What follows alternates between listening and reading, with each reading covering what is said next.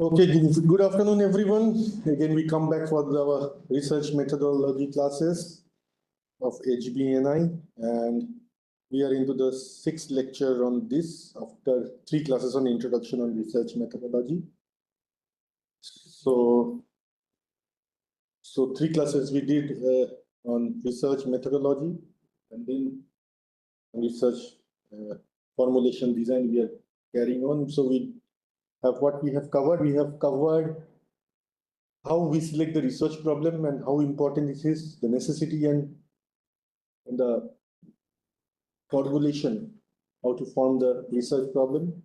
Then we define what is literature review, what is in literature review, its importance, different types of sources of literature, searching the web, identify gap areas from literature review, and also we did one specific classes on how to write a literature review. Okay, so because it's a part of your thesis as well as you might find interesting to write a literature review article as well. Then we started research design. We understood research design. We understood what is the basic principles of research design, the need of research design. So subsequently in today's class, we will continue on research designs, in which will cover features of good design, important concepts related to research design, and continue in the next class as well, and complete it, the research design part in next class. So we continue today's classes, and before going on, we'll just recap what the research design part covered in last review. We'll not go into the working hypothesis part that was well covered in the last class. So we start afresh from research design. So what is the meaning? What is the meaning of research design? Actually, basically, research design is the decision. It's a list of your decision regarding what? Regarding what, where, when, how much, and by what means a research study is undertaken or inquiry is made. This is what a research design is. Okay. So you can define it as decisions regarding what, where, when, how much, and by what means concerning an inquiry or a research study constitutes the research design. In fact, the research design is the conceptual structure within which research is conducted. Basically, we defined it as a building before its construction, a blueprint has to be made. Similarly, before carrying out your research, a research design has to be made. So it's similar to the blueprint. So basically, it's the conceptual structure within which the research will be carried out in future. It constitutes the blueprint for the collection, measurement, and analysis of data. So what you will do, you will collect the data, measure the data, and analyze them. So your blueprint will contain everything. So your research design will contain these methodologies. More explicitly, what it will answer, your research design. So you should answer the following questions. What are the questions it should answer? First is, what is the study about? So the research design which you will undertake, or the research will undertake, should be preceded by a well-defined research design, and it should clearly state what is the study about. Okay. Beside what is the study, you should also know why is the study undertaken. Okay. So it will help you to, because this why question, why you will study this, is help you to clearly state whether your research falls under fundamental studies or applied research, or it addresses some fundamental questions in applied research. Okay. So that your research is not irrelevant to the either fundamental or applied research, right? As we discussed in Pasteur's quadrant, if you remember, if you all of you remember. So you should also know during the research design stage, why is the study being made? It should be clearly spelled out, right? And if it is clearly spelled out, then you will have a clearly defined goals which you will try to achieve at the end of the study. Okay. So what is the study made out? What is the study about? Why is the study made? where will the study be carried out? Okay, now we have defined what is the study.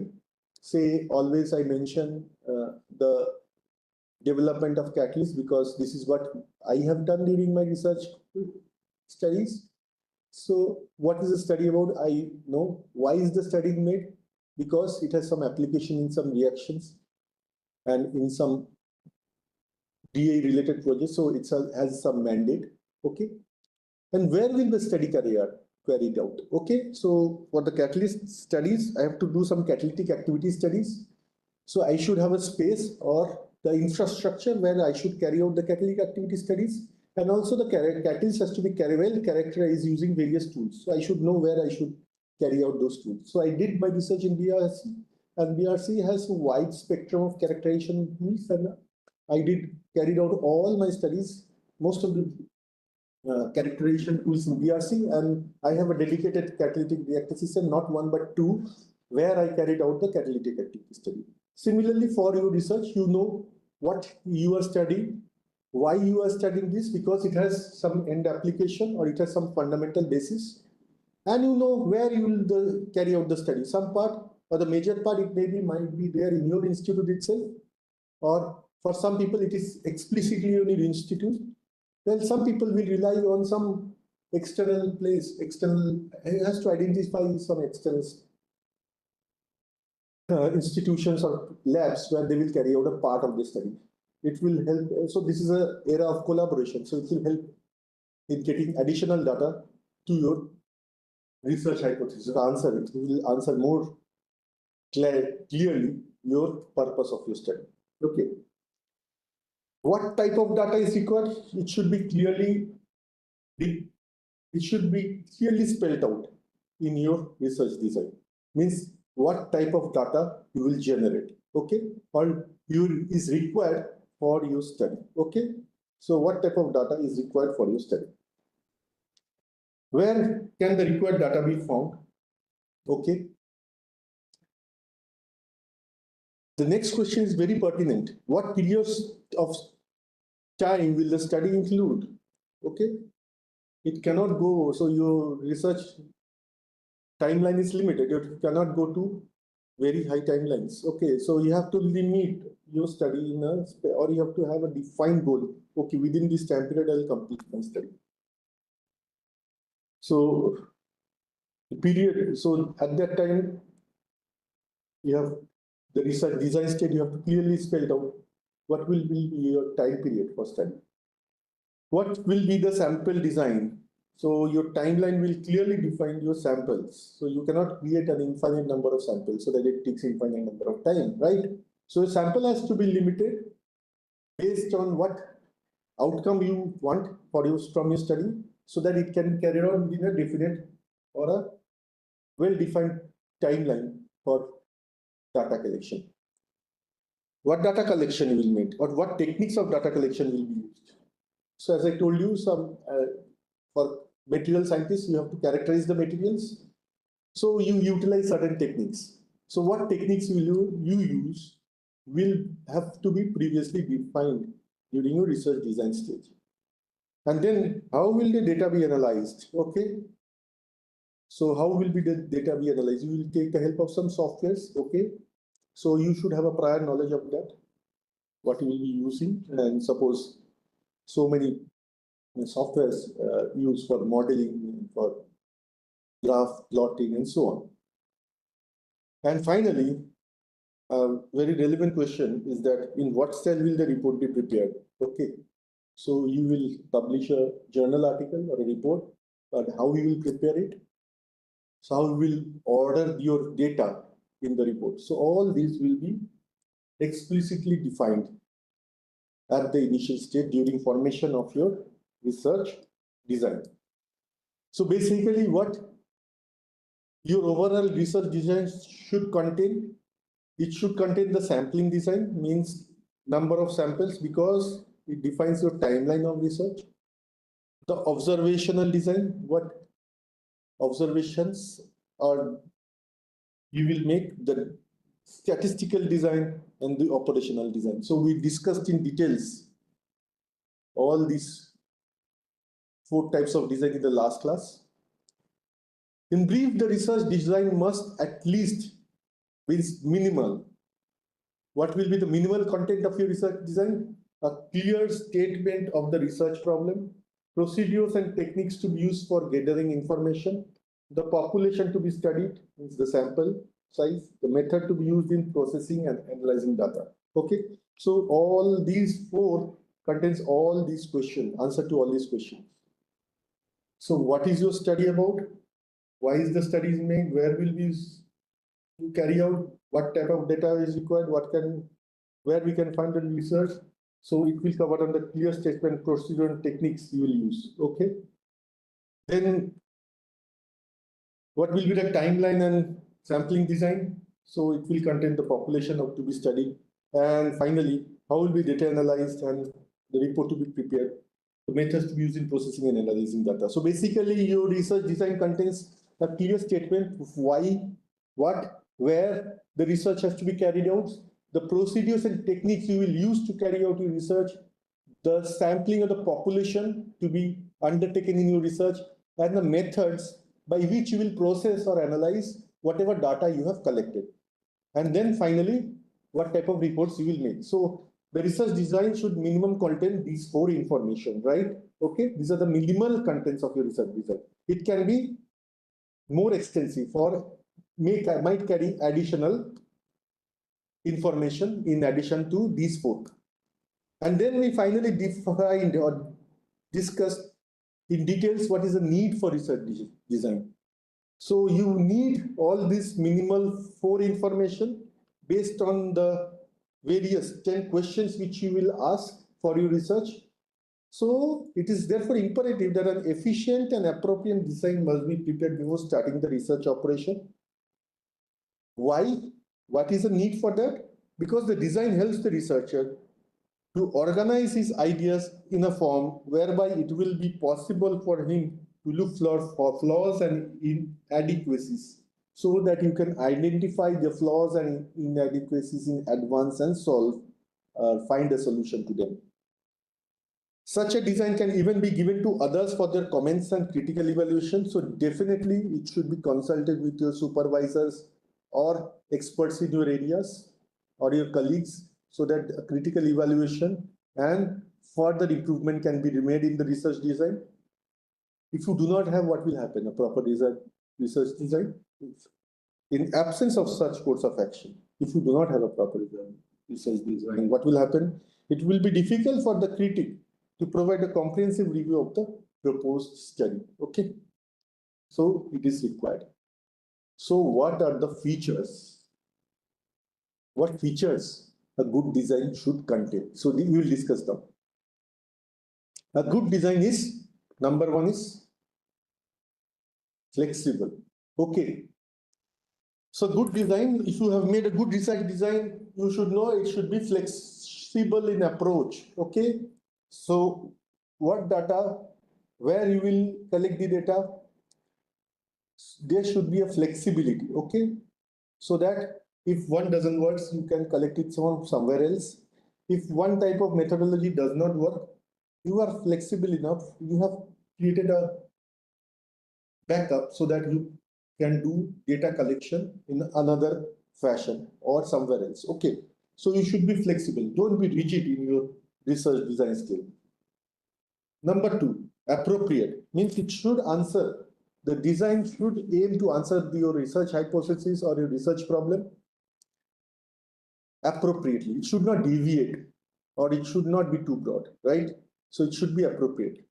It should be efficient. Efficient means, what do you mean by an efficient research design? It means that, okay, the sampling or what you will study, the amount of study you will take should be completed within the specified timeline. You can do the same study in 4 different fashions, right? Or multiple. I'm just taking 4. The same study can be taken in multiple ways. Suppose you are trying to detect the morphological analysis, trying to do a morphological analysis. So what data you will collect, where you will collect the data. If you are flexible enough and appropriate, you will automatically become efficient because you will look for ways or pathways which are taking minimal timeline and minimum sampling, right, to get the answer to your question. Okay, so as we discussed during my previous classes, so we want to know how a certain material, B material, when doped into A, how the thermal behavior will vary, right? So how you can do it, as I told you, in a 100-hour study or 1,000-hour study. So what you will choose? Okay, 100-hour can be well extrapolated. So it should be efficient, minimal timeline you will do. But it should not be 1 hour, so that it cannot be properly extrapolated. So an efficient design should be made with the help of literature survey and discussion with the supervisor who has or expertise, who has quite a good knowledge in your field of study. It should be minimal. It should have a backup. So if, okay, I will do my morphological study by this SEM method in this laboratory. Okay, if it doesn't work out, then I should have some flexibility. I can do it in somewhere else. So it should be efficient, right? Where, what, why? All this should be flexible enough to make your design good. Good means flexible, appropriate, and efficient. And at the same time, economical means minimum timeline, minimum budget. Okay, so that it fits within your time and money. So these are the 4 things which should keep the 4 different aspects of a good design. So basically, what are the thought process which should go to have a good design? That is, it should have minimum bias. So you should not be biased. So this is where the literature survey and consulting multiple experts helps. So extensive literature survey. So as I told you, doping A into B, it can have contradictory results. Okay, you should not be biased towards one result or one way of undertaking the data. You should have a flexibility. So flexibility and bias are interrelated. So you should not be biased towards one method of investigation. You should be open, means flexible, towards multiple method of investigation. You should keep an eye on, or means you should keep a watch or keep an open eye so that you can undertake research in various areas, or you can go to the same target through multiple ways, and you define which is the quickest, efficient way to reach your target. And also you should keep in mind that, okay, it should maximum the reliability. So your data should also be reliable, right? So that it should be considered as a good design. So whatever data you will collect during the research stage should be reliable. So your research designs should propose techniques which are reliable. It should not be unreliable. Okay. The design which gives the smallest experimental error is supposed to be the best design in many investigations. Okay. So you put error graphs during in your analysis. In some cases, during my thesis, so we did catalytic activity studies. So we had put error graphs based on the measurements, multiple measurements we do. So you should have that flexibility. Okay, we do multiple measurements and provide an error bar. That error bar should be minimal. Okay, so it becomes more reliable and minimal error. A design which yields maximum information and provides an opportunity for considering many different aspects of a problem is considered appropriate and efficient design in respect of many research problems. Okay. So it is self-explanatory. The question of a good design is related to the purpose or objective of the research problem and also with the nature of the problem to be studied. A design may be quite suitable in one case. This is important, okay. A design may be quite suitable in one case, but the same design may be found wanting in respect or the other in context of some other research problem. Okay. one single design cannot serve the purpose of all types of research problems. So I think you can understand, and by whatever research you have already made, you have a fair idea. Okay, the same type of research design will not suit in different types of research. Okay, so you should have, for individual research, you should have a well-defined or a good design for individual cases. A research design appropriate for a particular research problem usually involves the consideration of the following factors: the means of obtaining information, as we discussed, the ability and skills of the researcher and his staff, the objective of the problem to be studied, the nature of the problem to be studied, and the availability of time and money for the research work. So a good design is we decide as flexible, appropriate, efficient, economical. So these covers all these three. The means of obtaining information. So as I told you, the means by which you can obtain the information should be flexible enough, reliable enough. Okay.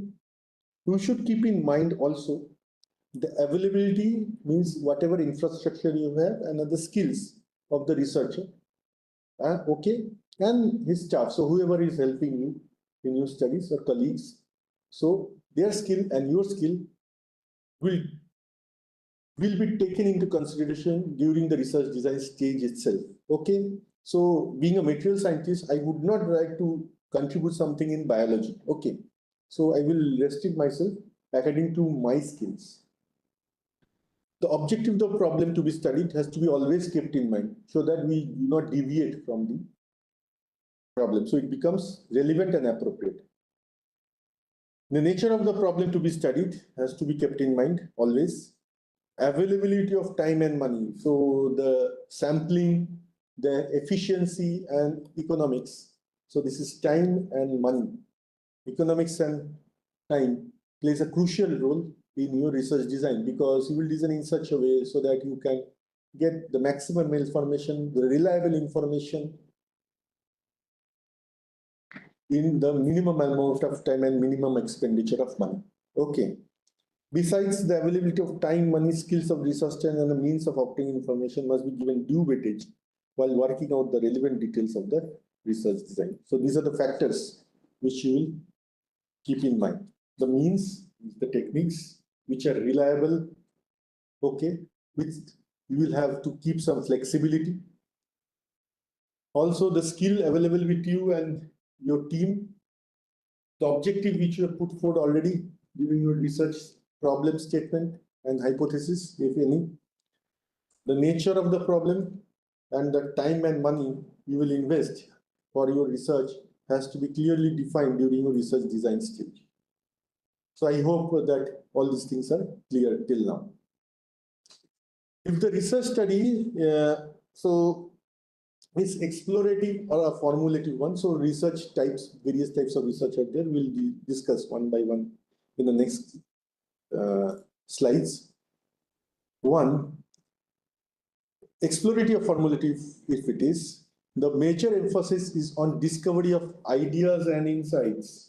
The research design must be flexible enough to permit the consideration of many different aspects of a phenomenon.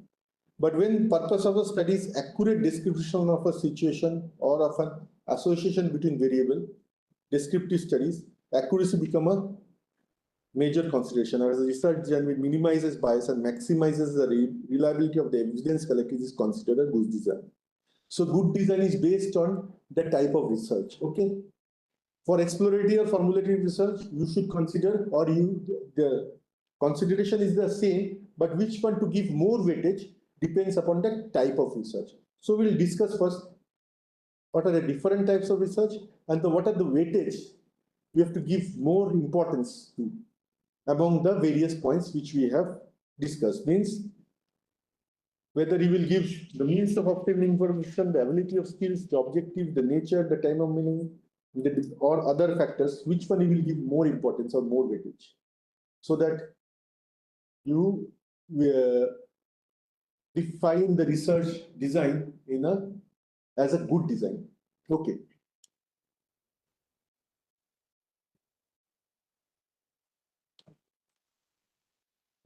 So these are the important concepts relating to research design. So now we come on to important concepts relating to research design. So these are the list which are the important concepts. What are?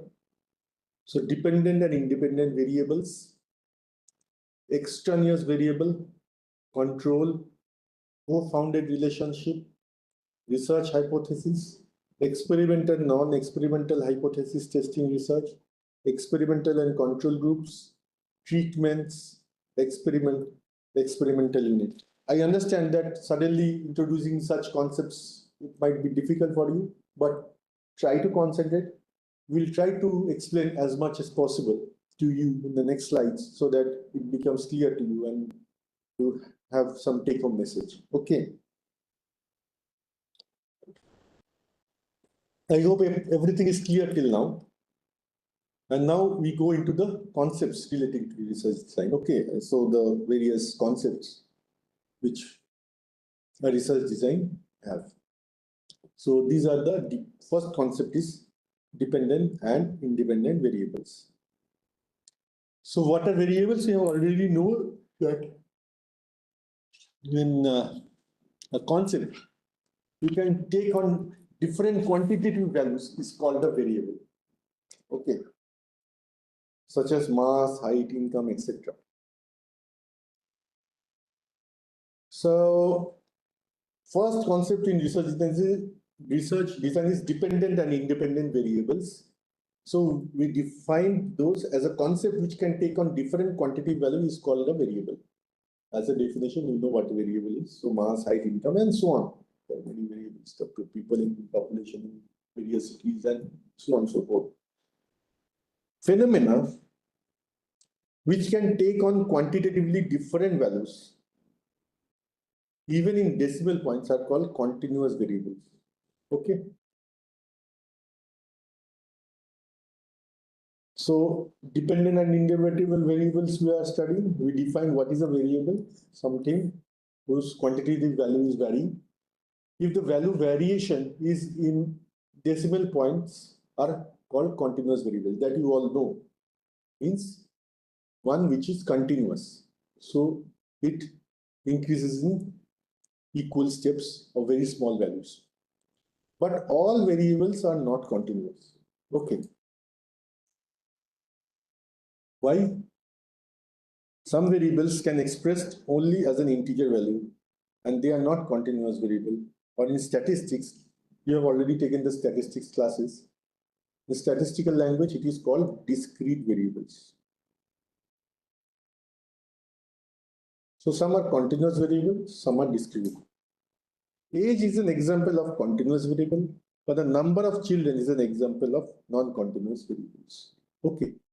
So these are the two different types of variables which we now define. One is continuous variables and the other one is discrete variable. Now we're going to go on to dependent and independent variable after defining these two. So we define what is a variable. Then what is a continuous variable? Means whose value varies continuously. And a discrete variables, which values are discrete, means complete integers. So those who have studied quantum means there might be students from all fields. So I think everybody has gone through quantum mechanics, so you know what are continuous variable and discrete variable. So in quantum mechanics, we know that these quantum numbers are discrete because it can take some integer values 0, 1, 2, 3, 4. So we tell that okay, this phenomena is quantized and the other phenomena is continuous. So like that we define.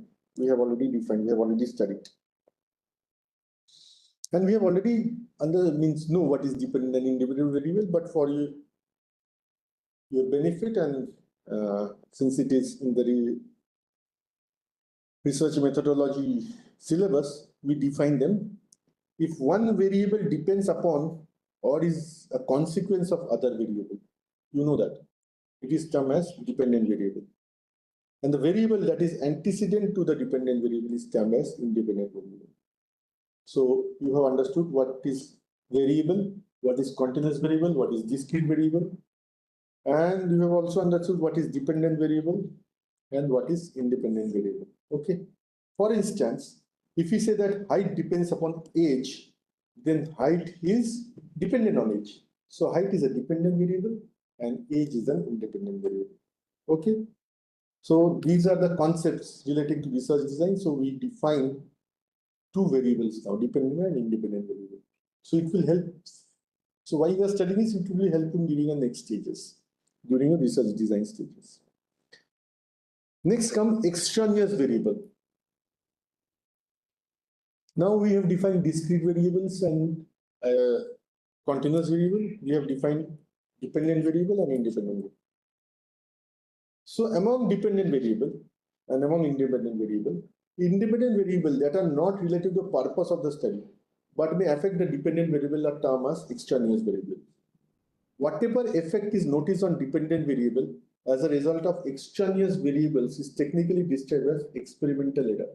A study must always be so designed that the effect upon the dependent variable is attributed entirely to the independent variables and not to some extraneous variables or variables. Example, relationship between children's gain in social studies achievement and their self-concepts. In this case, self-concept is an independent variable and social studies achievement is a dependent variable. Okay. So if we now define extraneous variable. I hope I went fast, so I'll just try to repeat it. I understand it is slightly, if you concentrate, you will be able to understand. So we define dependent and independent variables. So independent variables means which are not dependent on other variables. So independent variables that are not related to the purpose of the study, okay, but may affect the dependent variable of your study are termed as extraneous variable. Okay, there can be some variable which is an independent variable, not related to the study, but can affect the dependent variable of the study. So now we will. So those kind of variable, what are they called? Whatever the effect is noticed as a result of this, whatever effect is noticed on this dependent variable. So you are affecting the dependent variable of your study by an independent variable which is external factor. Okay. So whatever effect is noticed on the dependent variable as a result of extraneous variable is technically described as experimental error. So you call it an experimental error. Okay. So independent variable outside your data analysis is affecting your study. Okay. So you call this an experimental error. A study must be always so designed that the effect upon the dependent variable is attributed entirely to independent variables and not to this kind of external variables. Okay. So means it's a theory. It's theoretically presented to you that you minimize your experimental error, or the research design should have minimal experimental error during the data collection stages. So you will define the experimental design, or the research design should be such that the experimenter which you propose should have minimal interference from independent variables outside your study. Okay. For example, one example is given: relationship between children's gains in social studies. So what is the relation between children's gains in social studies achievement and their self-concepts? In this case, self-concept is an independent variable and social studies achievement is dependent variable. Intelligence may as well affect the social studies achievement, but since it is not related to purpose of the study undertaken by the researcher, it will be termed as extraneous variable. So one example is given and presented in front of you. Second is the third concept which is introduced in front of you during the research design stage, or you should consider, is control. So what is control? We'll define now. One important characteristic of a good design is to minimize the influence or effect of extraneous variable.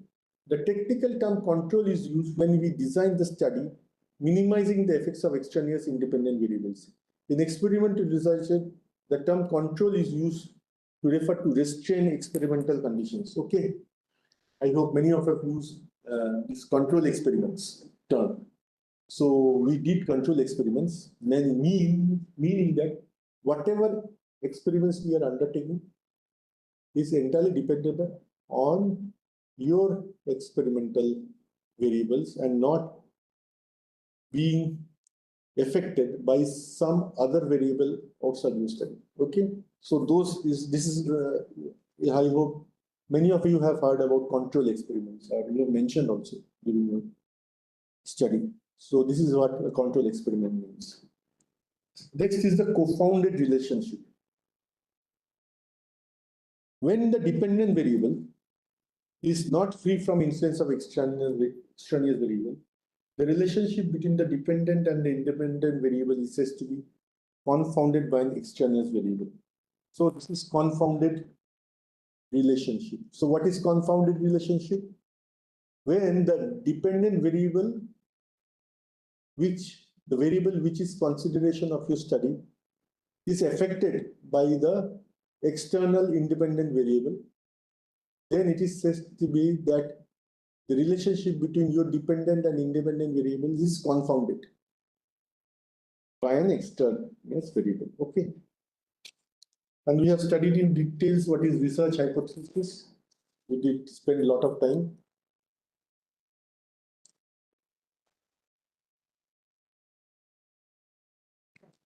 What it is, we'll again just go through. When a prediction or a hypothesized relationship is to be tested by scientific method, it is termed as research hypothesis. The research hypothesis is a predictive statement that relates an independent variable to a dependent variable. Usually, a research hypothesis must contain at least one independent and one dependent variable. Predictive statements which are not to be objectively verified or relationships that are assumed but not to be stated are not termed as research hypothesis. So what is not, and what in terms of in research design, in terminologies of research design, what is research hypothesis and what is not a research hypothesis? So this is now we are defining research hypothesis in technical terms, in terminologies of research design. What it is, so we define what it is. This is the definition. Usually a research hypothesis must contain at least one independent and one dependent variable. Basically, the research hypothesis is a predictive statement that relates to an independent variable to a dependent variable. Okay. So this is what it is. And what it is not, predictive statements which are not to be objectively verified, or the relationships that are assumed but not to be tested are not termed research hypothesis. Okay.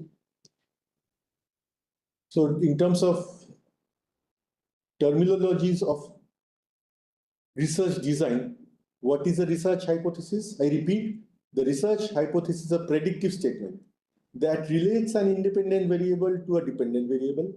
Usually, a research hypothesis must contain at least one independent and one dependent variable. But a research hypothesis is not any predictive statement. Why it is not any predictive statement? It does not include those statements which are not objectively verified, or the relationships that are not assumed to be tested. Okay, those are not your research hypothesis. So research hypotheses are those which predicts a relationship between an independent and dependent variable to be investigated during your research. Okay. So experimental and non-experimental hypothesis testing research. So we now come on to an important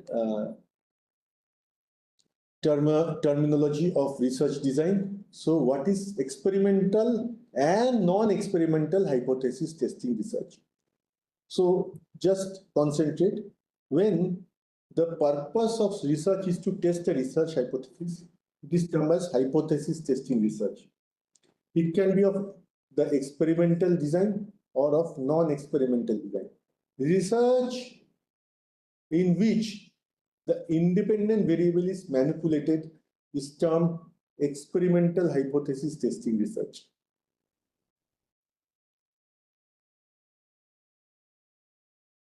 So you play with your independent variable, okay, during research. Okay, you play with your independent variable and you test your hypothesis. If you do such things, then it is an experimental hypothesis testing research. But if you do not vary your independent variable, it is non-experimental hypothesis testing research. I hope you have understood this.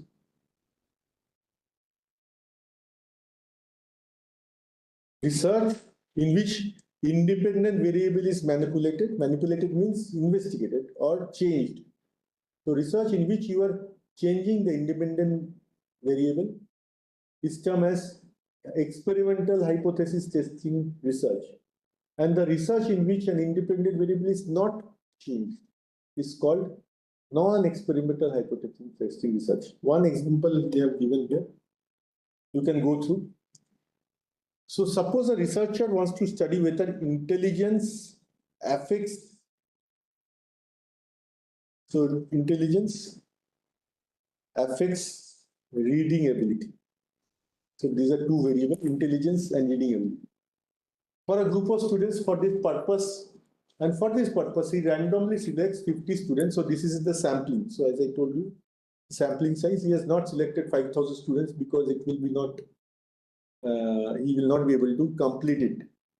So timeline will not be efficient. So, but he has not selected 5 because then extrapolation will come different. So you have to carefully select the sampling. So this is quite an efficient sampling because 50 can give you quite a good result. So the researcher, what he wants to study whether intelligence affects reading ability. And he selects students, 50 students. And what he does, he tests their intelligence and reading ability. How he tests? By calculating the coefficient of correlation between the two sets of scores. This is an example of non-experimental hypothesis testing research. Because herein, the independent variable intelligence is not manipulated. So the intelligence is fixed for each of them. But now, suppose that a researcher randomly selects 50 students from a group of students who are to take a course in statistics and then divide them into two groups, randomly assigning 25 to Group A and the usual studies program and 25 to Group B, the special studies program. At the end of the course, he administers a test to each group in order to judge the effectiveness of training program on the students' performance level. This is an example of experimental hypothesis testing research, because in this case, the independent variable, that is the type of training program, is manipulated. I hope you have understood this concept of experimental and non-experimental hypothesis testing research. Okay. If required, I can just go through again. I have the definition. I hope everybody has understood. And it's an example where 50 students, the correlation between intelligence and the reading ability is defined. Here, the independent variable intelligence is not manipulated, but in the second case, two groups are given. So one group is assigned the usual studies program, and another group, the other half group, the special studies program. Then the researcher takes a test. But here, the independent variable is the type of training program. And there are two types of training program. He's manipulating. Okay. So the results vary. So in these both cases, the result vary, but here the independent variable, the type of training program is varied. Means this very independent variable is varied. while or manipulated, but here the independent variable intelligence is not varying. Okay. So this is an example citing the difference between experimental and non-experimental hypothesis testing research. This is textbook example as I'm taking the classes, and hope you have understood what we mean to convey. For your research, you can also understand what are experimental and non-experimental hypothesis testing research. And then comes experimental and control groups. Okay. So in an experimental hypothesis testing research, when a group is exposed to usual condition, it is termed as control group. But when the group is exposed to some novel or special condition, it is termed as experimental group. In the above illustration, the group A can be called a control group and group B an experimental group. In both groups A and B are exposed to special studies program, then both groups will be termed experimental groups. So group A, what they were assigned? Group A was assigned usual studies program and group B were assigned special studies program. So the special condition is called the experimental group. So B becomes special condition and so an experimental group, while A, which does the usual studies program, is the control group. Okay. So I'm talking about the previous one. So in the previous page, we did group A, 25 students with the usual studies program, and group B, another 25 with special studies program. So whatever is special, group A is special. So this is the experimental group. Okay. And group B, which is the usual study, is the control group. It is possible to design studies which include only experimental groups or studies which exclude both experimental or control groups. Okay. Next comes the next terminology, treatment. The different conditions under which experimental and control groups are put are usually referred to as treatments. In the illustration taken above, the two treatments are two usual studies program and the special studies program. So the different conditions which the experiment and control groups are usually put are referred to as treatment. So you have subjected to treatment the two groups. You have subjected the group A or the experimental group to a special study program, so you have given a special treatment. While you have subjected group B or the control group to the usual studies program, or you are subjected to usual treatment. Okay, so the condition is varying or the treatment is varying. So what are the two treatments you have subjected to two groups? You have subjected to usual studies program treatment, and special studies program treatment. Similarly, if you want to determine through an experiment the comparative impact of three varieties of fertilizer and yield of wheat, in that case, the three varieties of fertilizers will be treated as three treatments. Okay. And then we come to experiment and experimental units. So this is, I think we should conclude here because we are doing in details. The different type of research and we'll do next class. So I could not complete it today. So we'll restrict to experiment here, an experimental unit, which will define in more details in next classes. Okay, in the next class we'll define in details about experimental and experimental unit, but just giving an idea what it is. The process of examining the truth of statistical hypothesis relating to some research problem is known as experiment. So we all do experiments, not all, many are doing theoretical research. So many of us do experimental research, okay. And what it is. So what is the theoretical definition of an experiment? So the definition is the process of examining the truth of statistical hypothesis related to some research problem is known as experiment. For example, we can conduct an experiment to examine the usefulness of a certain newly developed drug. Okay. And I'm sure that some of you must be doing that. Some of you who are taking the classes might be doing some drug discovery or some other drug related research like targeted drug delivery or the effectiveness of some drug. And many of you are doing experimental research, or you are examining the truth of some hypothesis through your research problem with the help of an experiment. So you're examining it and you are doing an experiment. So it's an experimental research. Experiment can be of two types, absolute experiment and comparative experiment. If you want to determine the impact of fertilizer on yield of a crop, it is an absolute experiment. But if you want to determine the impact of one fertilizer as compared to impact of some other fertilizer, our experiment will termed as comparative experiment. Often we undertake comparative experiment when we talk of design of experiment. So this is what we do, where I was telling you that, okay, I have done a lot of comparative experiments during my thesis or my PhD days, where I investigated various types of materials on the same reaction.